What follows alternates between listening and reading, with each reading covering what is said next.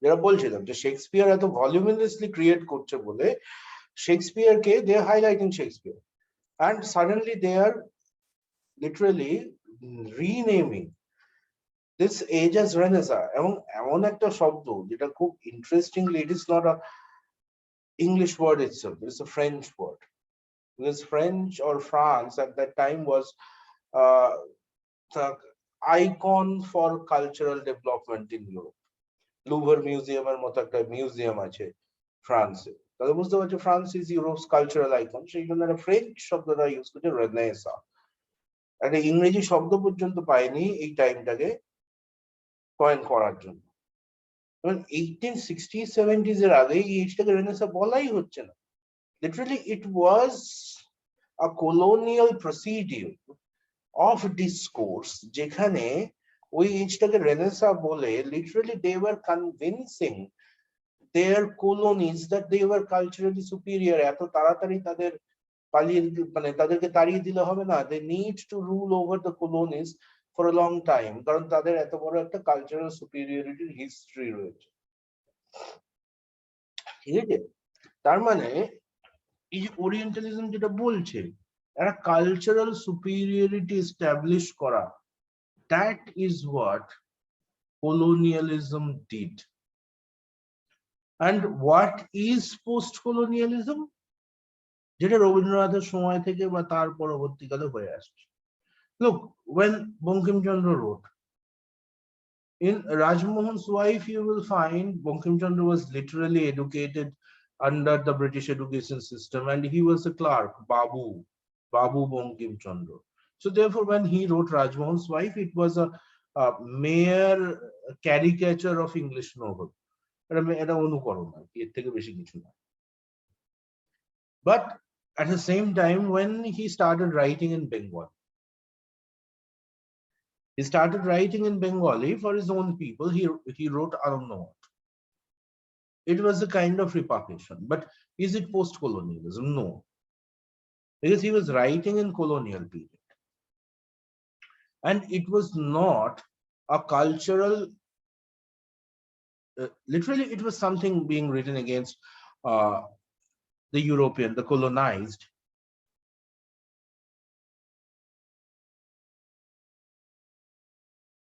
কি লিখলি বাবা দেখি, যা মেসেজটাই দেখাচ্ছে না চ্যাট বক্সে। Yeah, they were all imported from other countries. The very important thing, ব্রিটিশদের মতো কালচারাল থেফট কেউ করেনি বাবা, কোহিনূরটা এখনো ফেরত দিচ্ছে না। ঠিক আছে, সো যেটা বলার যে নাও এই যে ওরা ক্রিকেট খেলে ব্রিটিশরা, এই ক্রিকেট খেলাটা তো আমাদের দেশের গুলি ডান্ডা ডাঙ্গুলি থেকে চুরি করা।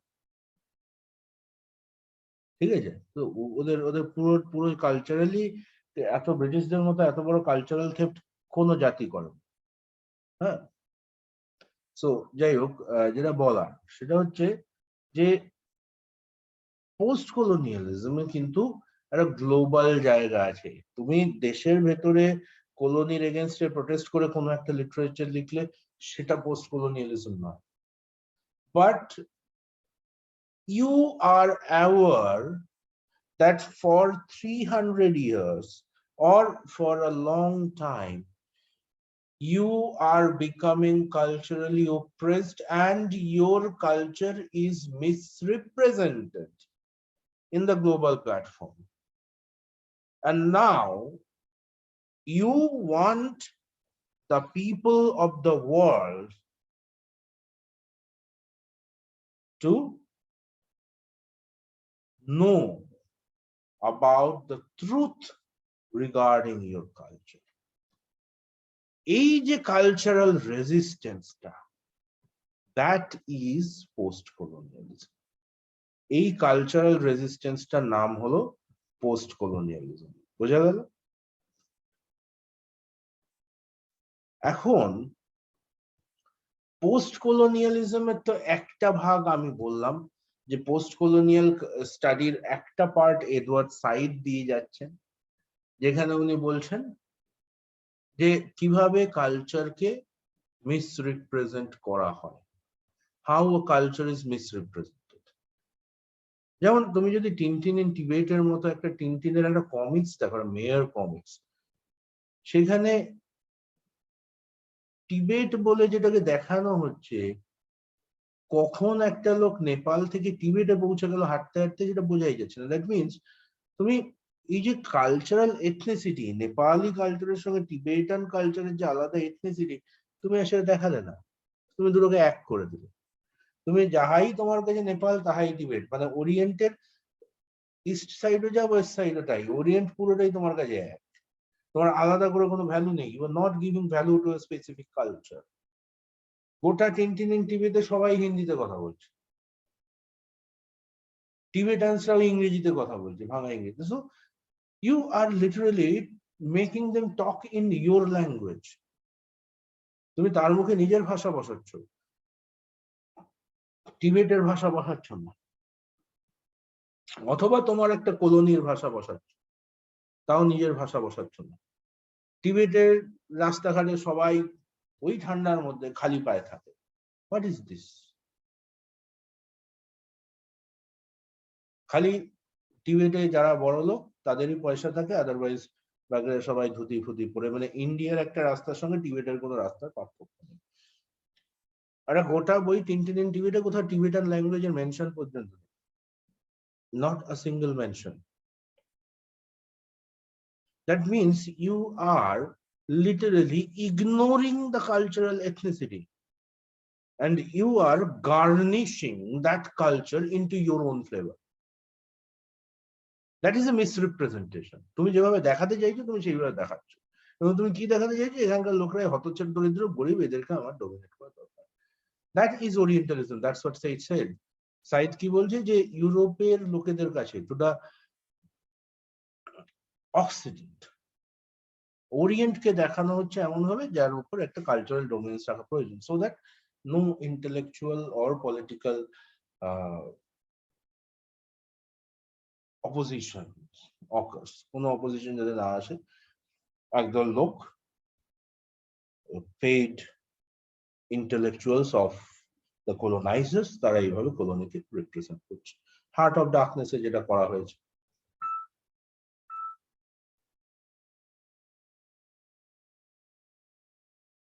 So this is what Orientalism is. Side Orientalism যেটা বলছে, তোমরা যদি ইয়ে দেখো, যে কোনো অ্যারাবিয়ান নাইটস, তার যে ছবি টবিগুলো আঁকা হয় ইউরোপিয়ানসরা যেগুলো এঁকেছে, বা ইন্ডিয়ান মেডেন্সদের যে ছবিগুলো ইউরোপিয়ানসরা এঁকেছে, তাদেরকে নেকেড, পোশাক আশাক পরে না, আনকালচার্ড, অথচ লাস্ট্রাস এইভাবে দেখানো হয়েছে। দেখতে ভালো কিন্তু পোশাক আশাক পরছে না। থিঙ্ক, তোমার মাথায় দুটো আসতে পারে, এক, এদেরকে ডোমিনেট করব কারণ এদেরকে আমি ভোগ করবো, I will enjoy them, or এদেরকে আমি কালচারালি ঠিকঠাক করবো সেই জন্য আমি এদের শাসন করবো। বাট দুটো ক্ষেত্রেই তোমার মাথায় আসবে I will rule over them. My culture, it is better for someone like my culture to rule over. Side বলছে তার ওরিয়েন্টালিজম। আর একটা কনসেপ্ট আসছে ভাবা। ভাবা আনছে হাইব্রিডিটির কনসেপ্ট। কিরকম? এই যে বলছিলাম যে প্রথমটা হলো মিসরিপ্রেজেন্টেশন। কলোনাইজার্স বুঝছে, বা তাহলে তো আচেবের থিংস ফল অ্যাপার্ট নিয়ে তুই নেক্সট ক্লাসে বলবি, এ নিয়ে আমি বলবো না। তাহলে পোস্ট কলোনিয়ালিজমের ফার্স্ট ফেজ হচ্ছে সাইদ যেটা বলছে আন্ডারস্ট্যান্ডিং ওরিয়েন্টালিজম, অর্থাৎ আমি যে মিসরিপ্রেজেন্টেড হয়েছি সেটা বোঝা। নেক্সট ফেজ ইজ হাইব্রিডিটি, ওই কালচারাল রেজিস্ট্যান্সের। এই হাইব্রিডিটি যখন বুঝতে হবে আমাকে, পোস্ট কলোনিয়ালিজমের তিনটে ফেজ বুঝতে হবে। কি ফেজ, কি কি বলা হচ্ছে এই তিনটে ফেজের মধ্যে? দেখো, পোস্ট কলোনিয়ালিজম ওই যে বললাম প্রথম যে কাজটা করে সেটা হচ্ছে কলোনিয়ালিস্টদের ফুল বাই কলোনাইজডদের ফুললি হিউম্যান বিং মনে করে না। Next, domination with the help of language. কিন্তু এরপরে যেটা আছে সেটা হচ্ছে তিনটে ফেজ। কি কি তিনটে ফেজ? প্রথম ফেজটাই হচ্ছে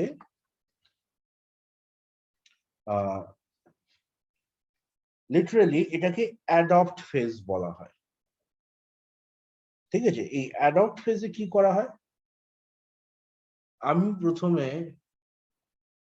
ইউরোপিয়ানদের বা যারা colonizers, in most cases the Europeans, তাদের রাইটার্স, ক্রিটিক্স, তাদের কালচার, তাদের নর্মস, তাদের ডেসক্রিপশন অফ এক্সপিরিয়েন্স, এই প্রসেসগুলো শিখব। And the Britishers literally made a way for us to do. এটা কিন্তু মানে to learn about them, they had made a way for us. কি? They had realized যে এখানে দীর্ঘদিন থাকতে গেলে আমরা এই লোকগুলোকে কালচারাল ডমিনেন্স ছাড়া যেমন রাখতে পারবো না, তেমন আমরা বাইরে থেকে কত লোক আনবো এদের উপর রুল করার জন্য, এদের মধ্যে থেকে আমাদের কতগুলো এজেন্ট তৈরি করতে হবে, তাদেরকে দিয়ে এদের রুল করাবো। And that's why they created the babus, the clerics of the British India. And they were educated in British concept of education. And that's how this was our first step towards post-coloniality. Learning the colonizer, adapting the culture of colonizers, And the next phase is adapt phase, which subtly modify the form and norms of their own specification. এইবার আমরা কি করছি? ওইটাকে দেখে আমাদের নিজেদের চিন্তা ভাবনা গুলো, লেখার স্টাইল গুলো পাল্টাচ্ছি, লেখার ভাষা পাল্টাচ্ছি, so that my writing becomes globally accepted. The first step amidst that was writing in English. Think about Michael Madhusudan Datta. He not only adopted their religion, but also started writing in English. Aurobindo Ghosh. And most importantly, Rabindranath. Culturally, we started representing globally. আর পৃথিবীতে হয়তো তখনও আমি আমার culture পৌঁছে দিচ্ছি না, তরুদত্ত যে কবিতা লিখছে, অরবিন্দ যে কবিতা লিখছে ইংরেজিতে, তখন আমি হয়তো আর কে নারায়ণ বা মুলক রাজ আনন্দ যে নোভেল লিখছে, আমি তখনও হয়তো বলতে পারছি না, বা মহাত্মা গান্ধী যে লিটারেচার গুলো লিখছে ইংরেজিতে, রবীন্দ্রনাথ যে লিটারেচার গুলো ইংরেজিতে লিখছে, আমি তখনও নিজের কালচারটাকে রিপ্রেজেন্ট করতে পারছি কতটা সেটা নিয়ে সন্দেহ আছে, কিন্তু যেটা করছি globally I am making myself being count. রবীন্দ্রনাথের গীতাঞ্জলিতে আমার দেশের খারাপ অবস্থা কতটা আছে তার থেকে বেশি ফিলোসফি আছে, because it is an Anjali and literally offerings, the song offerings. So এগুলো ফিলোসফির ব্যাপার। তাহলে when গীতাঞ্জলি earned Nobel, আমার ইন্ডিয়ান কালচার বা ইন্ডিয়ার উপর অপারেশনটা, আমার কালচারাল হেরিটেজ কতটা রিপ্রেজেন্ট হলো সেটা বড় কথা না। বড় কথা হলো পৃথিবীটা জানলো যে এই দেশে লিটারেচারের চর্চা হয়, এরা খালি আনকাউথ নয়, they are capable of producing literary figures who can earn Nobel. In science, Jagadish Bose, post-coloniality. C.V. Raman, post-coloniality, because they made এরা কিন্তু সবাই ইউরোপিয়ান এডুকেশন সিস্টেমে educated, and then they made themselves count in world, and the world suddenly found that yes, India had something to say of its own. যে রিপ্রেজেন্টেশনটা হয়েছে সেটা বোধহয় পুরোটা ঠিক নয়, যদি সেটাই হতো তাহলে নোবেল পাওয়া যেত না এতগুলো, একটা জগদীশ বোস এখানে তৈরি হতো না, একটা সত্যেন বোস তৈরি হতো না, যার পার্টিকেল নিয়ে আইনস্টাইন রিসার্চ করে বোসন কণা বা বোসন পার্টিকেল তৈরি হয়, এরা সত্যেন বোস তৈরি হলো না তাহলে। তাহলে এই দেশটা ঠিক এইরকম নয়, এটাকে আরেকটু নজর দিতে হবে। And then comes the third phase, that is the adapt phase. এই adapt phase এর মধ্যে আমি through my independent creativity would represent my own culture, my own heredity, create something which will be called Indian, that will be the benchmark of my country. And এই যে গোটা প্রসেসটা হচ্ছে, এর মধ্যে যে জিনিসটা হচ্ছে সেটা হচ্ছে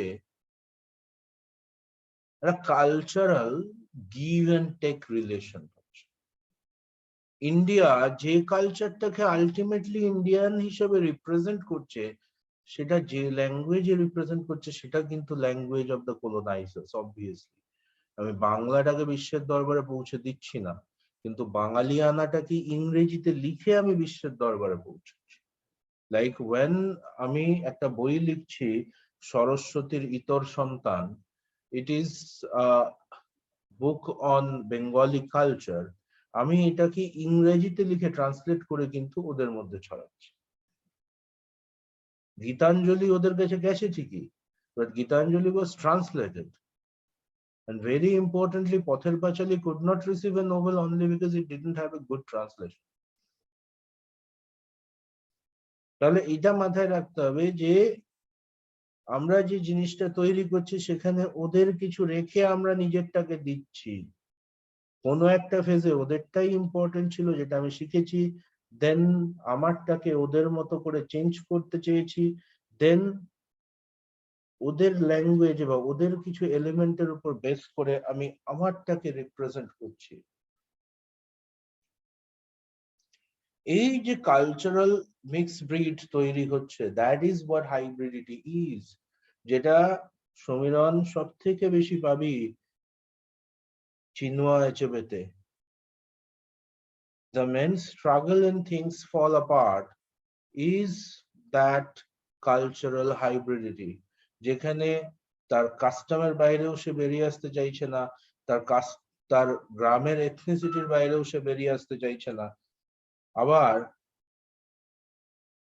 ইউরোপিয়ান কালচারের যে জিনিসগুলো তার গ্রামের সুপারস্টিশনকে সরিয়ে দিচ্ছে, সেই জিনিসগুলো থেকেও সে বেরিয়ে আসতে চাইছে না। এই যে কোথাও গিয়ে আইডেন্টিটি ক্রাইসিস হাইব্রিডিটির একটা বড় বাজে জিনিস।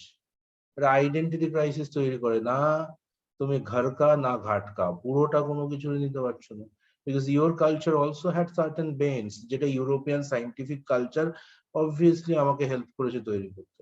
বাট তার মানে এই নয় যে ওই সাইন্টিফিক কালচারটুকু আছে বলে ইউরোপের সব আছে, আমার কিছু ছিল না। আমার যেটা ছিল, আমার যে ফিলোসফি আছে, সেটাকেও আমি ছাড়তে চাইছি না। আমার দর্শনটা ইউরোপীয় দর্শনের থেকে অনেক বেশি বড়।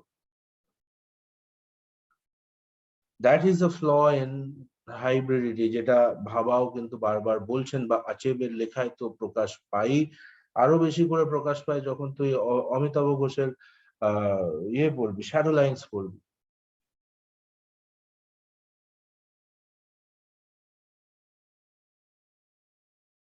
শ্যাডো লাইন্স এর post coloniality. So this is the concept of hybridity, যে জিনিসটা কিন্তু পোস্ট কলোনিয়ালিজম দিচ্ছে। আর একটা পোস্ট কলোনিয়ালিজমের ইম্পর্টেন্ট জিনিস আছে, সেটা হচ্ছে এই শব্দটা বলা হয়নি, আদারিং। এই আদারিংটা তো একটা দিক দেখাচ্ছে এডওয়ার্ড সাইড, যেখানে উনি বলছেন যে যারা কলোনিয়াল, যারা কলোনাইজ, তাদেরকে আদারিং করা হচ্ছে। ঠিক একইভাবে আদারিং এর জিনিসটা নিয়ে আরেকটু বেশি করে ঘেঁটেছেন যে ভদ্রমহিলা, তিনি হচ্ছেন গায়ত্রী চক্রবর্তী স্পিভাক।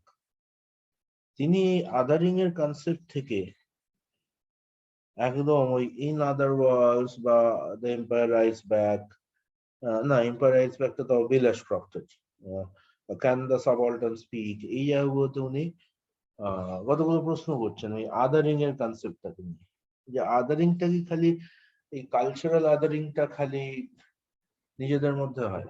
তো এখানে উনি একটা এক্সাম্পল দিচ্ছেন, লাইক নর্ডিসিজম।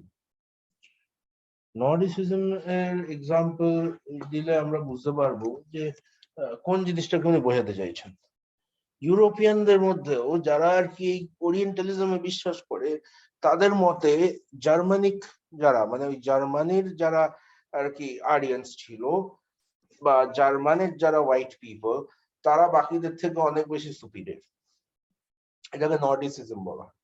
ঠিক একই রকম ভাবে in a culture, in a typical society, otheringটা কিন্তু খালি not among the colonized and the colonizers, বা colonizers মানে politically colonized খালি নয়, একদম ফ্যামিলি থেকে colonization শুরু হয়, ক্লাস colonization। এখানে উনি মার্কস কি ইনভলভ করে দিচ্ছেন। উনি বলছেন একটা সোসাইটিতে এই যে the proletarians, the capitalists, they literally dominates over and decides for the proletariats, or decides for the economically inferior people. একটা সোসাইটিতে the economically inferior people are the largest section, but the society is not, or how the society will run is not decided by them, and even no one listens to their voice, no one listens to their demands. আমরা আমাদের মতো করে তাদের help করতে চাই, but তাদের কোন হেল্পটা দরকার, যেমন আমাদের গভর্নমেন্ট সবাইকে 500, 200, 700, 1000 টাকা করে পৌঁছে দিচ্ছে, বাট এদের যে চাকরি দরকার, এদের প্রপার ডেভেলপমেন্টের রাস্তাটা আমরা কেউ দেখাই না। আমরা আমাদের মতো করে এদের কিছু ডেভেলপমেন্ট করতে চাই। এটাকে তুমি কি বলবে? এটাও তো এক ধরনের কোলোনাইজেশন। আমি এদের ঘাড়ের উপর, মাথার উপর এদেরকে আমার ফ্যাক্টরিতে কাজে লাগিয়ে এদেরকে রিসোর্স হিসেবে ইউজ করে আমি বড় লোক হয়ে বসে আছি। এদের কথা কেউ শোনে না। একটা ফ্যামিলিতে একটা ওয়াইফকে যেভাবে ইউজ করা হয় for the purpose of productivity, for the purpose of a maid servant, for the purpose of cooking too, for the purpose of everything, একটা মহিলাকে, মাকে, বউকে যেভাবে ইউজ করা হয়, that is a kind of colonialism within smaller perspective. এবং এইটাকে উনি নাম দিচ্ছেন the subalterns, যাদের কথা কেউ শোনে না। In a society, if you look at the class, the economically marginal classes are subalterns. In a family, the women are subalterns. যে কোনো জায়গায়, যে কোনো সোসাইটিতে দাঁড়িয়ে উনি মার্কসকে এখানে নিয়ে চলে আসছেন, উনি হেগেলকে নিয়ে চলে আসছেন, উনি এখানে গ্রামসির কনসেপ্ট অফ হেজিমনি নিয়ে চলে আসছেন, এবং উনি এখান থেকে ডেভেলপ করছেন যে এই একটা দেশে যেমন হেজিমনি মানে কি কালচারাল ডমিনেন্স, ঠিক ওরিয়েন্টালিজম মানে কি কালচারাল ডমিনেন্স এস্টাবলিশ করার রাস্তা, ঠিক একই রকম ভাবে with the help of hegemony the bourgeoisie and the capitalists, they establish a cultural hegemony over, or economical hegemony over the proletariat. এই যে ধরো আজকে গরিব লোকের হাতেও মোবাইল তুলে দেওয়া হচ্ছে, তারাও মোবাইলে লারে লাফা গান শুনছে, মোবাইলে বসে বসে সমস্ত কিছু করছে, খেয়ে না খেয়ে আর কিছু না হোক ইন্টারনেটের সাবস্ক্রিপশনটা তারা দিচ্ছে। তাহলে আমি তার কালচারকে ম্যানিপুলেট করছি এইভাবে, তাকে ইউটিউব প্রোন, পাবজি প্রোন করে দিচ্ছি। All this are parts of cultures, but এইগুলো মুনাফা কাকে দিচ্ছে, কাকে প্রফিট দিচ্ছে? This are giving profit to the capitalist. তাহলে ক্যাপিটালিস্ট খালি ডমিনেট করছে না পুলিশ দিয়ে, আর্মি দিয়ে, ক্যাপিটালিস্ট এইভাবে ডমিনেট করছে। আমার সমস্ত টাকা পয়সা যা ক্যাপিটালিস্ট আমাকে মাইনে হিসাবে দিচ্ছে, সেটা ক্যাপিটালিস্ট প্রফিট হিসাবে আবার নিজের কাছে তুলে নিচ্ছে। The money is rolling back continuously. And আমার আসল কোনটা দরকার সেটা আমি যখন ভেবে চিৎকার করছি, আন্দোলন করছি, কেউ শুনছে না। ওরা ওদের মতো করে আমাকে চালানোর চেষ্টা করছে। That is what is happening.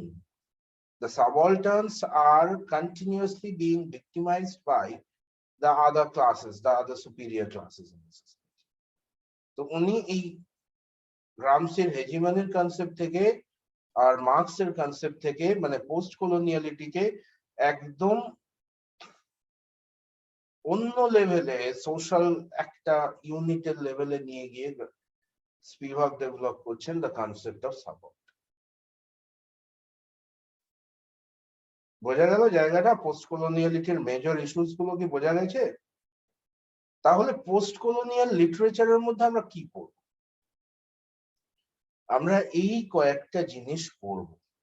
কি পোস্ট কলোনিয়াল লিটারেচারের মধ্যে আমরা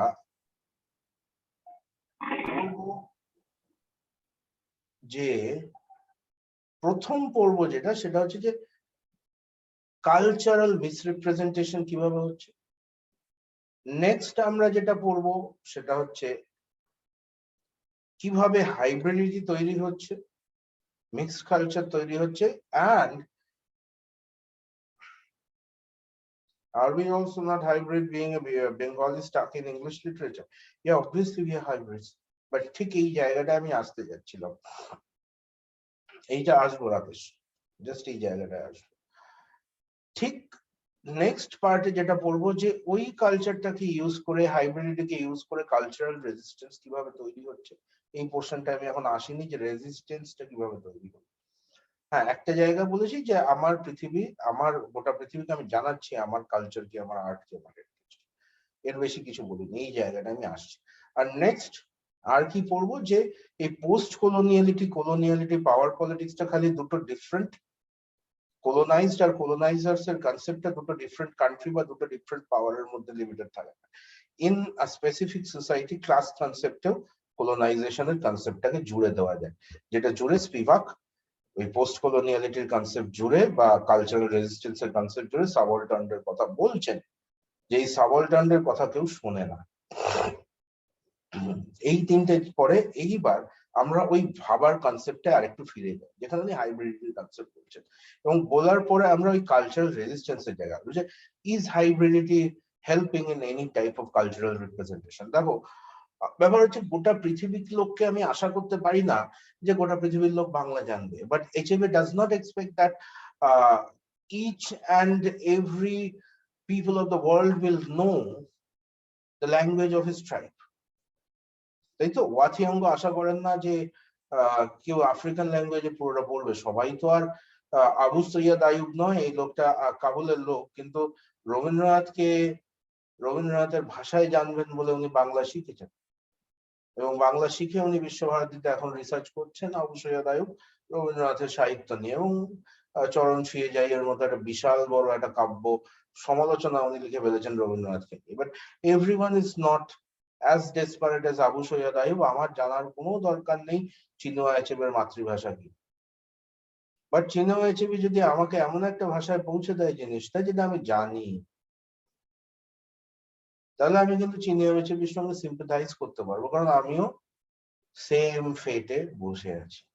তাহলে আমি কোন ল্যাঙ্গুয়েজটা ইউজ করবো, যেই ল্যাঙ্গুয়েজটা সারা পৃথিবীতে মানুষ জানে। এখন unfortunately that is the language of the coloniser. আর সেই ল্যাঙ্গুয়েজটা কিন্তু মারাত্মকভাবে যদি আমি সেই ল্যাঙ্গুয়েজে লেখা শুরু করি, তাহলে আমার দেশের কথা, আমার দেশের ইতিহাসের কথা, not only the colonizers, the other people apart from these men involved in the repressive acts, এছাড়া colonizers দের যে population আছে who are culturally sympathetic to humanistic conditions, they will know. Moreover, the other colonies will know, and they will try to do the same practice. When they will see that an Indian is writing to let the world know about his culture, an African will start writing to let the world know their culture. By that way, continuously, the people of the world will know the truth about the cultural heritage of these colonies. তাই ভাষাটা আমাকে কলোনাইজারদের ভাষাই করতে হবে। And সেই জায়গায় দাঁড়িয়ে আমি কি করছি, আমি তো খারাপ কিছু করছি না, আমি আমার দেশের কালচারকে রিপ্রেজেন্ট করছি। আমি ট্রান্সলেট করছি রামায়ণ মহাভারত হলো একরকম, আমি ট্রান্সলেট করছি আমার পুরনো স্ক্রিপচার্স গুলো, আমি পৌঁছে দিচ্ছি যে দেখো all this knowledges were a part of my culture. It was not that your Galileo and Copernicus only know about the space. We had built the concept of Saptarshi Mandal much before you had learned about the constellation. ওই 7টা star নিয়ে তুমি জানার অনেক আগে আমার দেশে তার নাম ঠিক হয়ে গেছে। We know about it without having a telescope. So we started writing novels and poetries. We started writing dramas which represent the social reality of our country, the culture of our nation. কান্থাপুরা লেখা হচ্ছে, train two Pakistan লেখা হচ্ছে, Amitabh Ghosh hungry টাইডের মতো লেখা লিখছে যেখানে সুন্দরবনের folk কালচারকে represent করছে। যে আমাদের যেটা গ্রামে এরকম কালচারাল হেরিটেজ আছে ভাই, তাহলে গোটা দেশটার ইতিহাসটা ভাবো। Anita Desai is writing about old Delhi in clear light of day.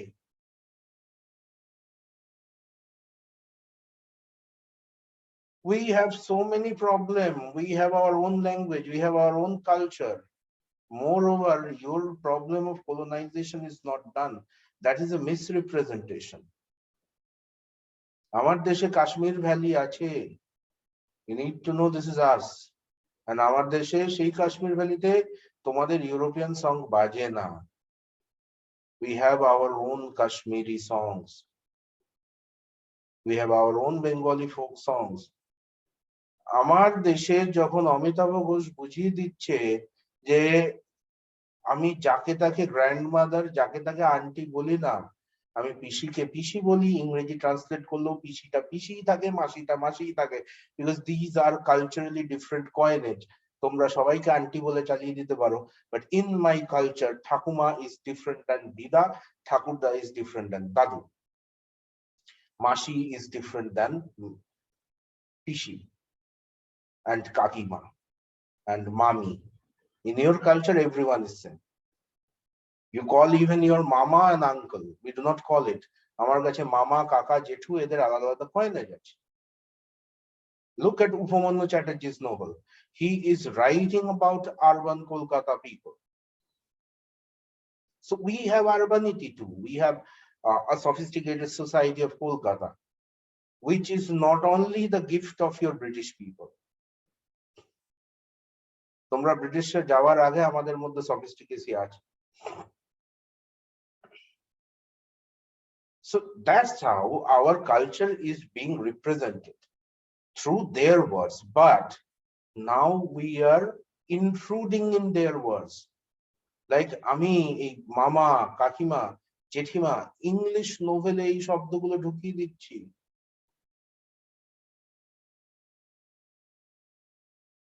চুনরি ইংরেজি গল্পে ইউজ হয়েছে, হি ওর আ চুনরি and a সালোয়ার। সালোয়ারের তো ইংরেজি হয় না।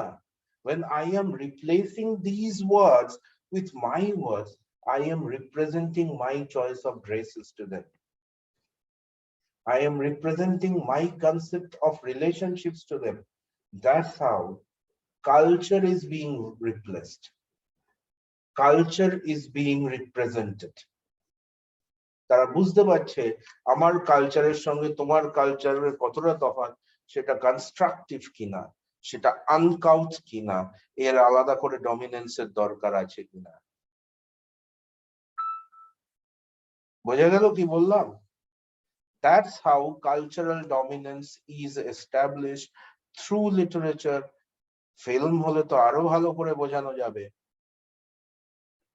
রবীন্দ্রনাথ যখন ঘরে বাইরে লিখছেন তখনও ভারত স্বাধীন হয়নি, but this is post colonial, যেখানে উনি দেখাচ্ছেন আমার নিজের কালচারাল সুপিরিয়রিটি আছে,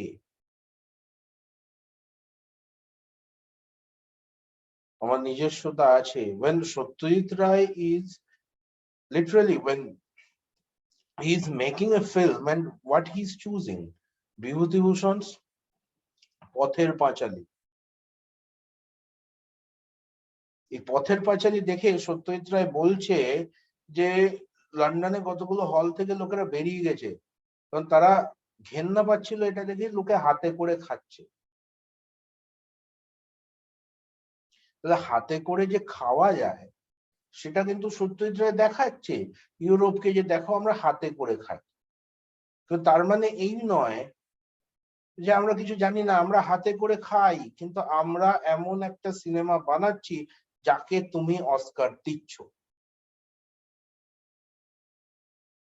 যে সিনেমায় হাতে করে খাওয়ার গল্প দেখানো হয়েছে সেই সিনেমায় অপু দুর্গার ট্রেনের দৃশ্যটাও আছে। সেই সিনেমায় আছে একটা ছেলে একটা কাঠের তরোয়াল নিয়ে যুদ্ধ করছে, কাদের সঙ্গে? With the characters of Mahabharata, যে ক্যারেক্টার্স গুলো রিয়েলিটিতে কোনো এক্সিস্টেন্স নেই। ছেলেটা ভাবছে যে ও হচ্ছে অর্জুন এবং এদের সঙ্গে কর্ণ, সরি অর্জুন নয় কর্ণ, এবং এদের সঙ্গে লড়াই করছে, হাওয়ায় তরোয়াল চালাচ্ছে। এরকম একটা সিন সত্যজিৎ রায় দেখাচ্ছে। কে লিখেছে? বিভূতিভূষণ লিখেছে। এইটা লেখার জন্য হার্ডিকে দরকার পড়ে না। টি.এস. এলিয়ট নোবেল পায়নি, রবীন্দ্রনাথ এটা পেয়েছে। বিভূতিভূষণের Pather Panchali, Satyajit Ray is making it into a movie. So এটা দেখার জন্য কখনো আমাদের দরকার পড়ে না এই জিনিসগুলোকে রিপ্রেজেন্ট করার জন্য, যে তোমার কোনো ইউরোপে, মানে আমার হার্ডিকে দরকার নেই, আমার ডিকেন্সকে দরকার নেই। ডিকেন্সের নোভেলে এত ডিটেল রিপ্রেজেন্টেশন অফ নেচার মনে পাবেই না, হার্ডিতেও ইভেন নেই। ইউরোপে কোনো এত ভিভিড ফিকশন কখনো লেখা হয়নি যে ভিভিড ফিকশন বিভূতিভূষণ লিখে ফেলছে। সেটা কিভাবে রিপ্রেজেন্ট হচ্ছে? থ্রু সত্যজিৎ। এবং সেটা কিভাবে? Cult movie, movie is considered as a text নাওয়াডেজ। ঠিক আছে? তোমাদের যদি মার্কসিস্ট লিটারেচার থাকে, তোমাদের যদি গোর্কির মা থাকে, তাহলে আমার দেশে গোপী গাইন বাঘাবাই নাচে। ঠিক আছে? যেখানে একজন বলছে দড়ি ধরে মারো টান, রাজা হবে খান খান। So anti-institutionalism at its level best, that is cultural representation. If you preach on your Bible, I have Gita. এই যে the Vedanta movement, বা তুমি যদি ভাবো এই যে বৈষ্ণবাইটদের যে মুভমেন্ট চলছে throughout the whole world, what is this? This is cultural representation. We have this. We have the concept of never-ending love. Not only your Jesus gave it. So that's how cultural representation is being done. And all these discourses include post-coloniality. Post-coloniality mane a discourse against the colonizers, against colonialism, which represent cultural superiority or cultural, not, I would not say superiority, but which literally invalidates the cultural misrepresentations of the colonizers by the colonized by the colonizers,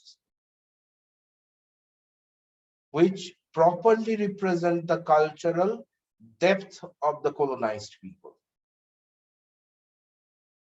And this resistance through discourse is called post-colonialism. তাহলে post-colonialismটা clear হলো কি? কিরে একটু বল সবাই। রাকেশ, তোর এইবার clear হলো যে আমরা বাঙালিরা যে হাইব্রিড তুই যেটা বললি, হ্যাঁ অবভিয়াসলি, বাট কোন জায়গায় গিয়ে আমরা কালচারালি জিনিসটাকে রিপ্রেজেন্ট করছি? আমরা ইংলিশটাকে ইউজ করছি তো রিপ্রেজেন্ট আওয়ারসেলভস। বুঝতে পেরেছি স্যার। প্রত্যেক দিন প্রত্যেক বছরের ডিকশনারি খুলে দেখবি